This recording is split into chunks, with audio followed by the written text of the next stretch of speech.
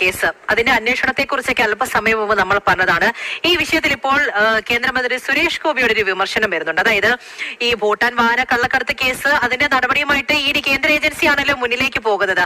പക്ഷേ സുരേഷ് ഗോപിയുടെ വിമർശനം നീളുന്നത് ശരിക്കും സംസ്ഥാന സർക്കാരിലേക്കാണ് കേട്ടോ. സ്വർണ്ണപ്പാളി വിവാദം മുക്കാനാണ് സിനിമാ നടന്മാരുടെ വീടുകളിൽ റെയ്ഡ് നടത്തുന്നത് എന്നാണ് കേന്ദ്രമന്ത്രിയുടെ പ്രതികരണം ഈ വിഷയത്തിൽ വരുന്നത്. ഇത് സംബന്ധിച്ച് ഇ ഡി അന്വേഷണം നടന്നു വരികയാണ് എന്നും കൂടി സുരേഷ് ഗോപി പ്രതികരിക്കുന്നുണ്ട്.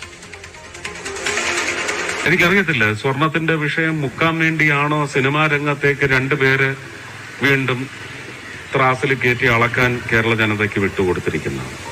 അതിനെ സംബന്ധിച്ച് NIA, ED എല്ലാം പരിശോധിക്കുകയും അന്വേഷിക്കുകയും വളരെ വളരെ ഇന്റൻസിഫൈഡ് ആയിട്ടുള്ള ഒരു ഇൻവെസ്റ്റിഗേഷൻ നടക്കുന്നത് കൊണ്ട് കേന്ദ്ര മന്ത്രിസഭയിൽ ഇരുന്നു കൊണ്ട് ഞാൻ അതിനെക്കുറിച്ചൊന്നും പറയാൻ പാടില്ല.